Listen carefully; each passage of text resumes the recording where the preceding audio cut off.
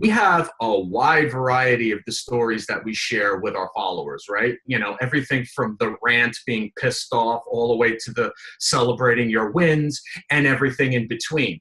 And by visually punctuating these stories with expressions and emotions that are shown on the person's face and through their body posture and through lighting and composition, it creates this mood that will definitely work in concert with the stories that you're sharing. Welcome to the Magnificent Marketing Podcast, where we interview the top marketing experts in the world and keep you up to date on all the changes and best practices to help you grow your business and stay on the cutting edge. Welcome to the show. Hello, everyone. I'm here today with John DeMato, and John is a lifestyle portrait photographer and image content creator who works with high-level entrepreneurs and thought leaders of various industries to produce high-quality, high-captionable images that present informational, entertaining, and inspiring aspects of their brand to their followers. More than just a photographer, John sets his clients up for success beyond the portrait session by educating them on how to best leverage their image content for their websites, social channels, blogs, publications, advertisements, and various other needs.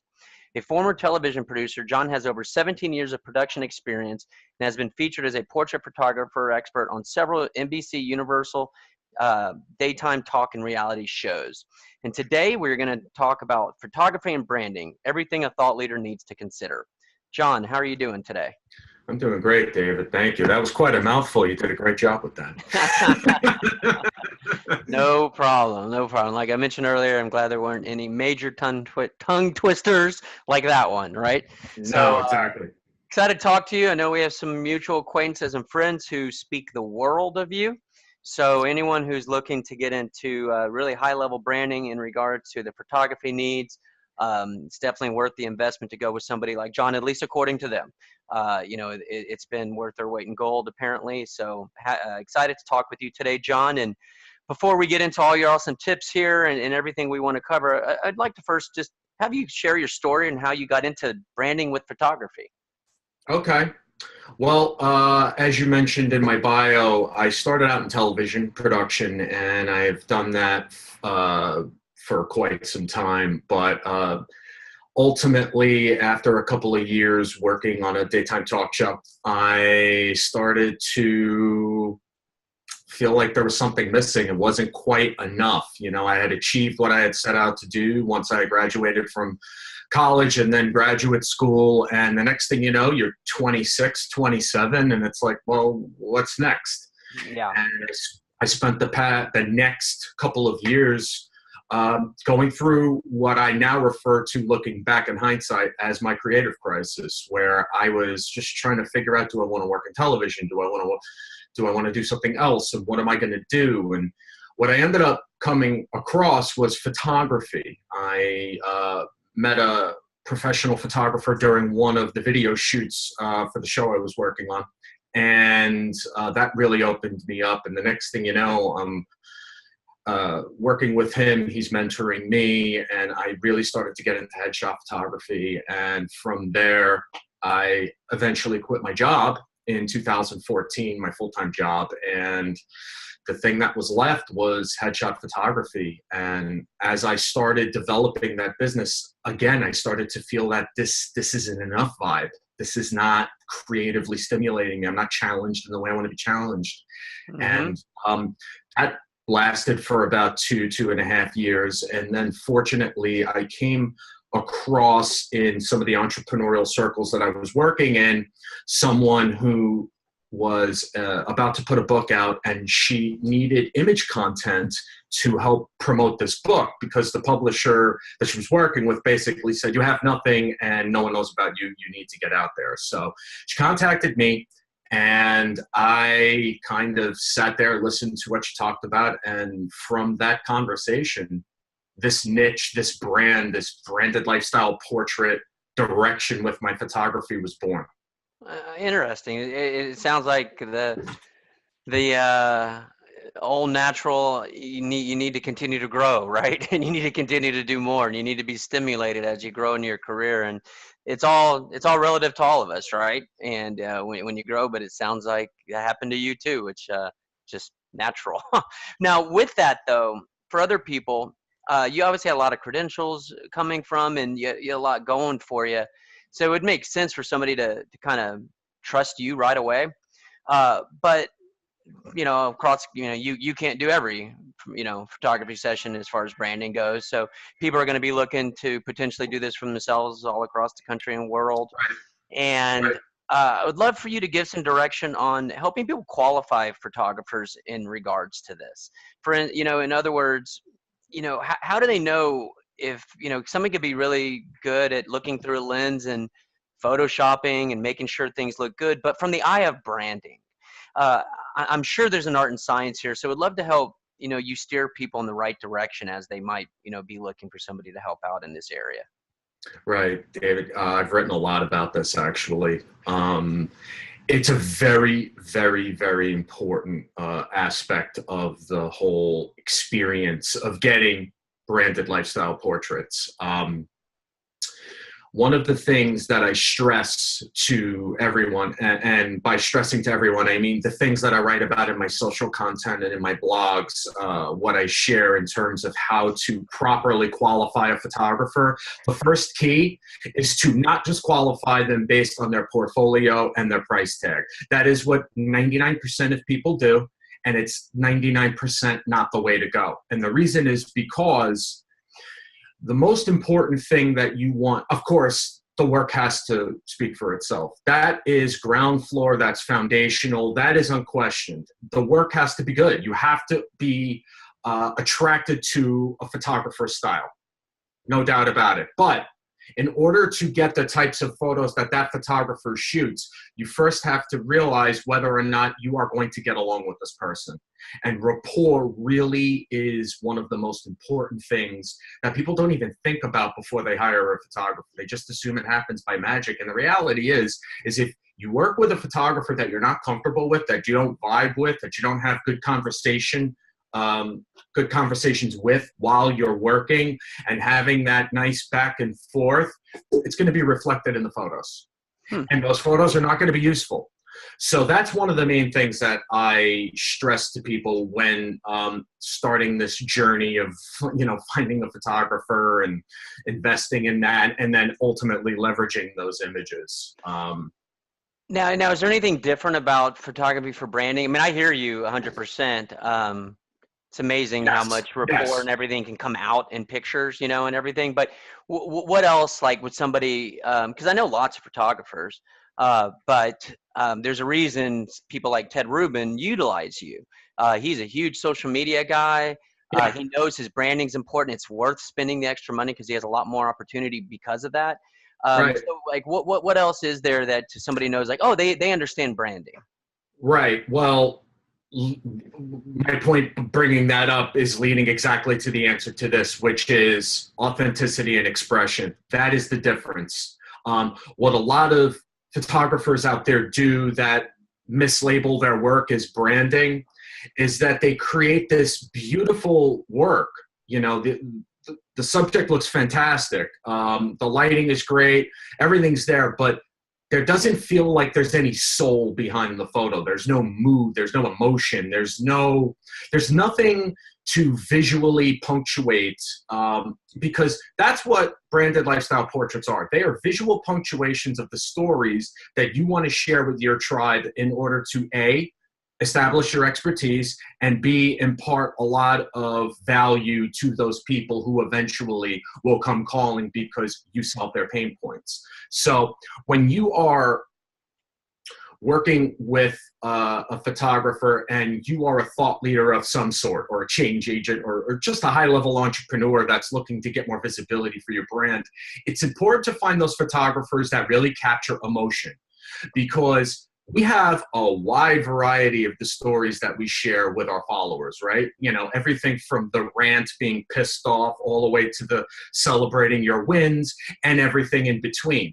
And by visually punctuating these stories with expressions and emotions that are shown on the person's face and through their body posture and through lighting and composition, it creates this mood that will definitely work in concert with the stories that you're sharing. And that's ultimately what this is about. I love that. And I can see why you're successful. So how do you get to that? and I think this might also work with the qualification part, as you're talking to somebody and trying to find the person who's going to capture that soul. What are some of the things that you ask? What are some of the, when you're first talking to somebody in those first initial conversations, like, where are you going? Like, what are you trying to pull out? What kind of information are you getting from people? And the reason I ask that, again, really trying to help steer people in the right direction to work with people like yourself. And Right. they might know right away when they're talking to somebody, is like, they're not asking this, and this, so they're not going to capture my soul and my vibe, right? What do you do to capture that? Right. And And it's I funny. love everything you're saying, by the way. Well, thank you. Yeah, I'm glad you do. yeah. and that's and that's actually one of my points, which was it's not just what you say, it's the passion and the conviction and the belief and authenticity with the way that you say these things. That Mm-hmm. is ultimately what people are drawn to. It's yes, you have to have the nuts and bolts and it does have to make sense. But if you don't have any passion or heart behind it, why the hell am I going to want to work with you? Yeah, There's no point to that. right. Um, but getting back to your original question, this is where my TV experience, my producing comes into play because I ask a cajillion questions during the pre-session strategy call, and I'm asking all different types of things. Actually, but the meat and potatoes of it really boils down to who you are, who you serve, why you do what you do, and what makes you unique based from everybody else who does what you do. Now, that's broken down into a wide variety of questions that asks people about what they're promoting. Where are they on social? What, talking about outfits, talking about locations where they work. What does work look like to them? What does brainstorming look like to them? What does it look like when you work with a client? Are you virtual like this, like a Zoom call, or are you in person?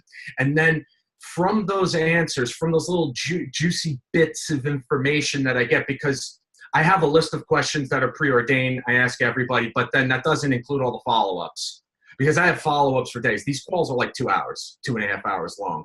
But the point being is that from that information, that's where I create the shot sheet that lists all of the different types of images that we need and all of the different types of emotions that we need to capture in these images and all of the different where these assets will be used, whether we need stuff specifically for the website and we need it justified to the left and we're going to account for space for text, or we're going to be using images for their speaker submissions and their profile pictures. And then, of course, the stuff that involves their social media, which is the bulk of what I provide. So it's a lot. Gotcha. No, I mean, it is a lot, and you said a lot right now. And I know you didn't go into every nook and cranny detail, which is what we don't need to do right Right. now. Right. But that's fantastic, and I see where you're going now, and I feel like we're giving people a better direction on if they know they're working with the right person. Because even if you only ask those questions you just mentioned right now, it's probably a lot more than other people are doing. So no, I see where you're going there, and appreciate that insight. Yeah. Now, beyond the price tag in the basic portfolio, those Right. are table stakes, right? What Yep. else should people expect when working with a professional branding photographer? Is there, like you mentioned, all that other stuff? Is it, and again, and this might be the case, but is it my job to capture all that and then just provide you images? Or it sounds like I'm hearing they need to be providing images across based on their platforms and other stuff, because those change. An image for Facebook is different than an image for Twitter. So I hear where you're going, and that might be the answer here. But what should people expect? Those types of things. Anything else when working with a professional branding photographer? When you work with a professional photographer that does this type of portraiture for people's social, I mean, it's wide open. It's wide open because the reality is that every entrepreneur, every thought leader has different needs, and they're at different places with their business when they come and they talk to me. So it's my job to really kind of assess where they are and provide the stuff that they need, because not every client gets the same types of stuff. I mean, I have a very similar methodology with which and how I work with people.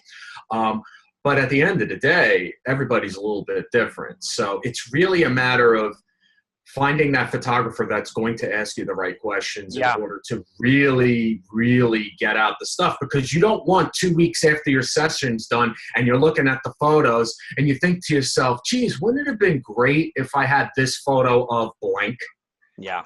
That's going to piss someone off. It's like, that's not what you want. You want to be able to maximize the value of this session so that it can last you for months on end. And Gotcha. yeah. Yeah. I mean, and you kind of answered that. I was just wondering if there's anything else, but it really sounds like, everything will be covered if those right questions are asked. So, all the use cases, what you were talking about, is it in person? I just wouldn't have thought of that. So here's the thing. I was going to say one more thing, David, about this this type of photography.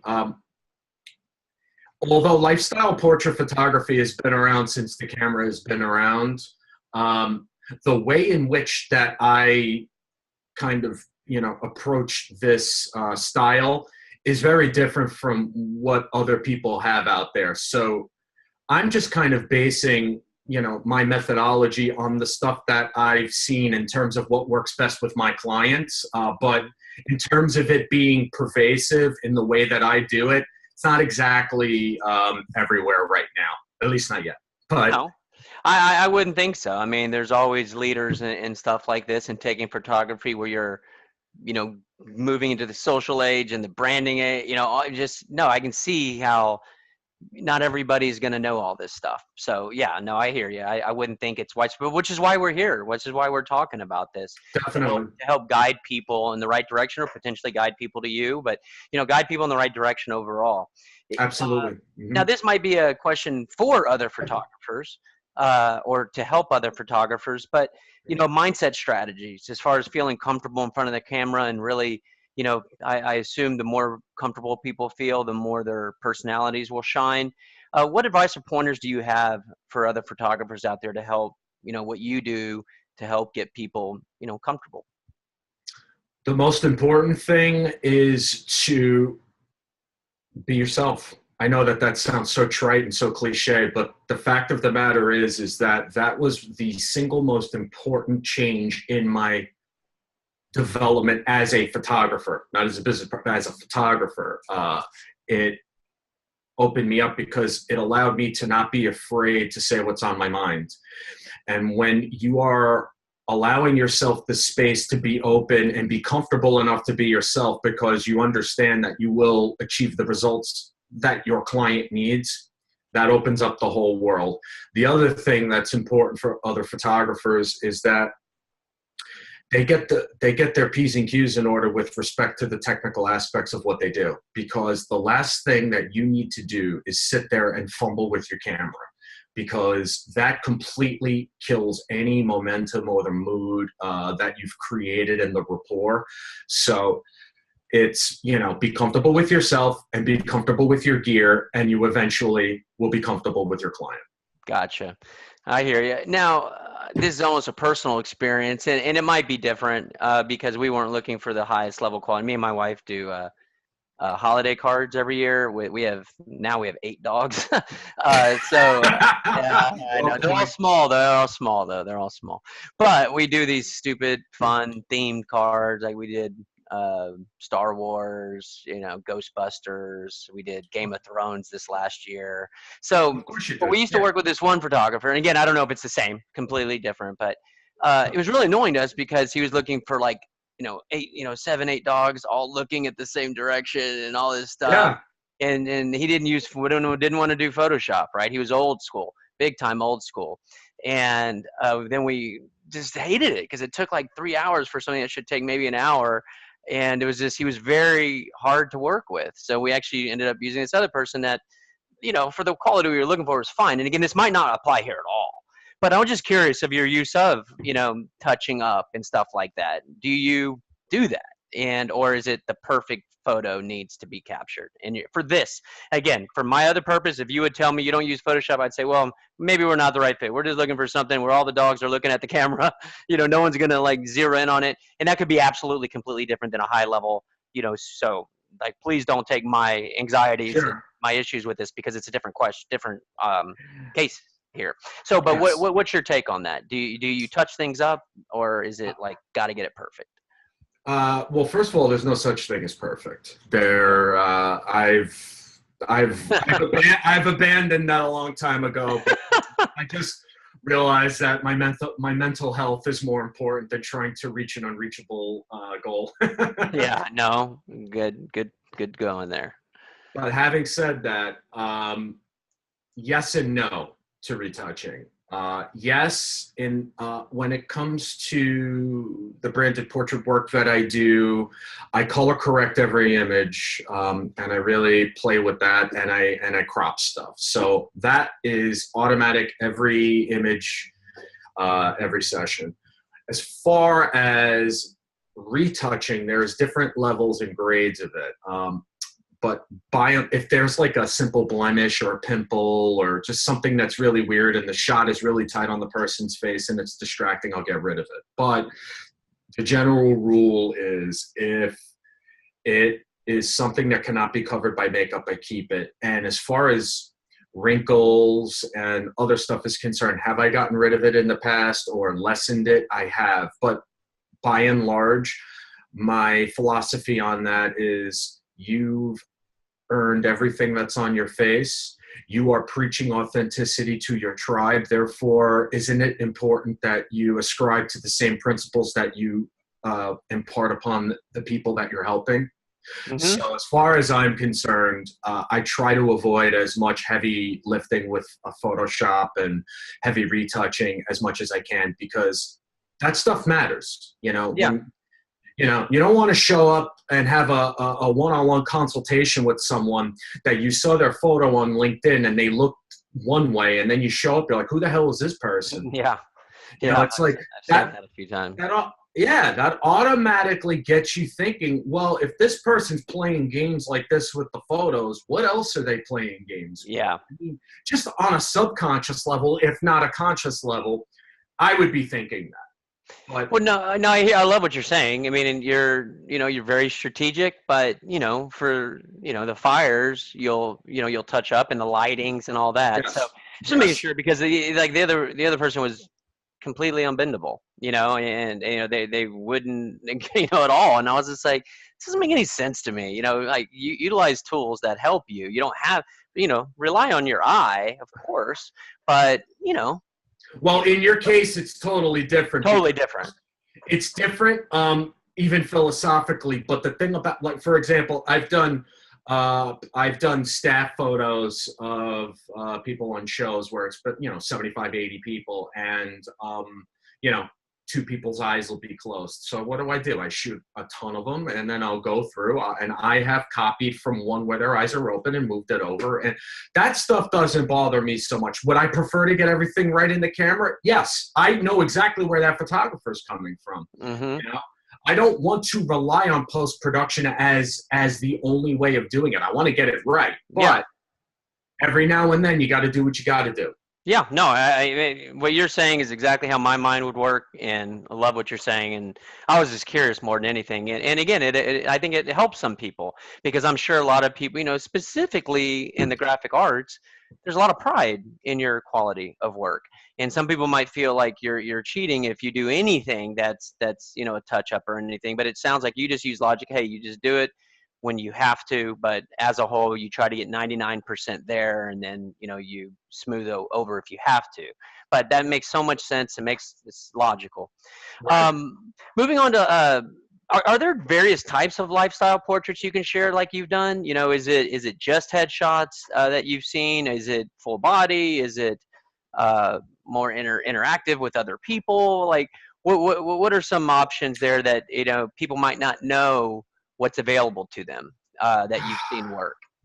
Oh, I mean, well, I've shot so many different types of things. I mean, On the interpreted branding side, here, on the what have you seen? Yeah.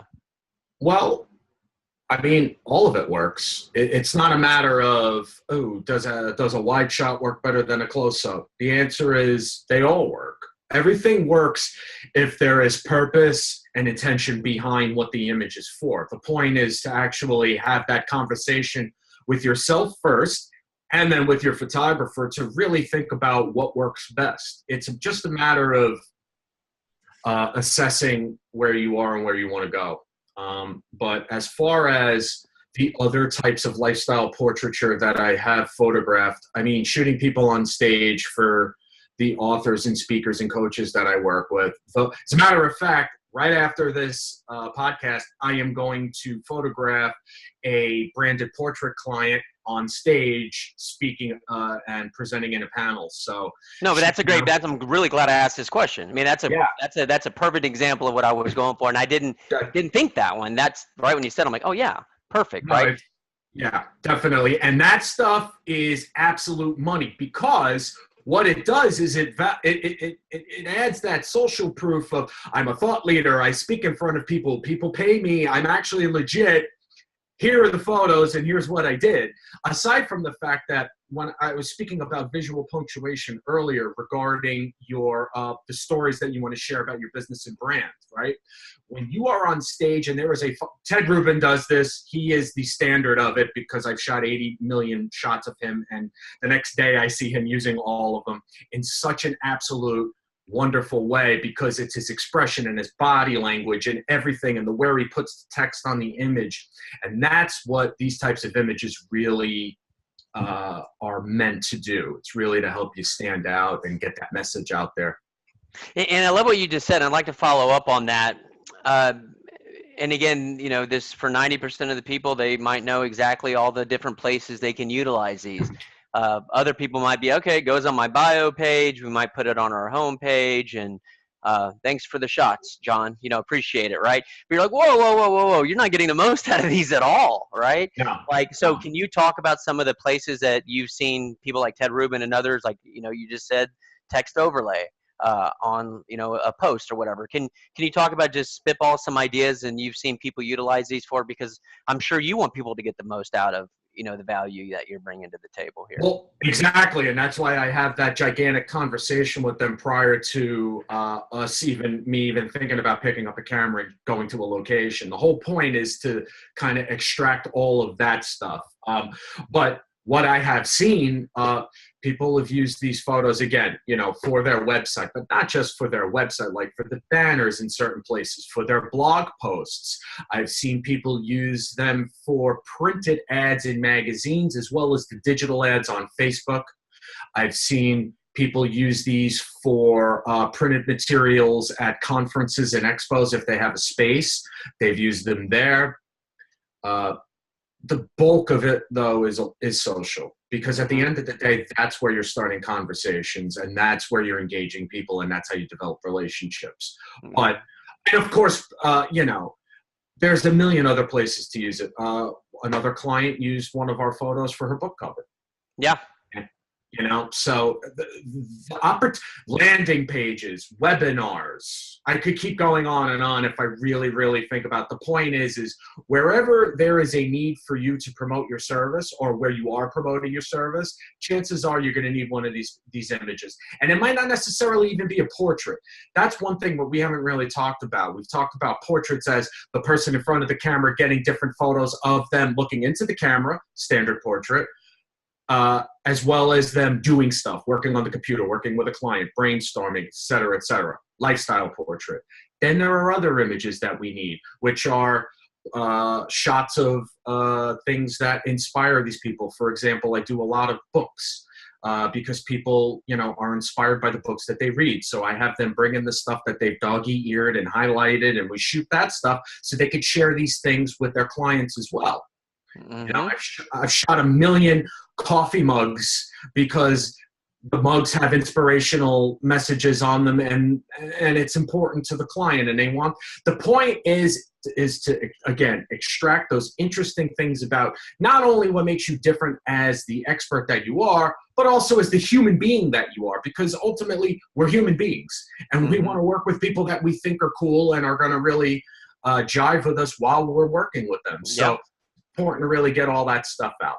Awesome. Well, this has been awesome, John. I would just like you to pull out your crystal ball here. And is there anything new or cool coming up here, with photography and branding that people might want to keep an eye on? Is there, things constantly change in the digital and the marketing space? maybe not. Maybe this is one of those tried and true things that is going to stay the same. But do you see anything to keep an eye on in regards to branding with photography? With any, I don't know if AI will have anything to do with it, or some of the interactive components, or more tools that are coming up here. Is there anything that you see changing, or people to keep an eye on, or something they might want to try out, in the future? I know it's kind of a tough question, but I was just curious. Yeah. Off the top of my head, I'm not 100% sure where everything is going to go. But if you asked me 2 years ago where I was going to be with where I am right now, I wouldn't have even known what any of this was, So I don't know what's going to come down the pike, but I do know that I'll be ready for it. Yeah, you never know. Maybe video, little 3-second little gifs of a shoot or something. But I hear you and I believe you. I'm sure you will. Yeah, I know it's kind of tough, with other kinds of crystal balls and marketing elements. It's kind of easier to kind of make some fun predictions. And I realize that I was just very curious to see if maybe there was something, right? But I hear you. And so on that note, we should all make sure we continue to follow John and see what's next, and to continue to learn from him on what's current. John, how can people continue to learn from you? They can follow me on Instagram. They can find me at DeMato Photo. That's my handle. Or they can just go to my website, johndemato.com. And oh, by the way, David, I was going to mention this before. We were talking about the stuff regarding qualifying photographers. If your listeners go to my website, they can sign up and get a free offer that I have that actually lists about 20 different types of strategies regarding how to prepare for your next portrait shoot. And one of the things that's on there that I talk about is the types of questions you should ask your photographer prior to the session to see if they work for you. Perfect. Awesome. And just for the listeners out there, it's JOHN, and DeMato is DEMATO. All right, John, appreciate your time today, and until next time. Thank you for listening to the latest podcast. Feel free to go to magnificent.com/blog to see the show notes for this interview, as well as those from many other of the world's top marketing experts. Have a great day.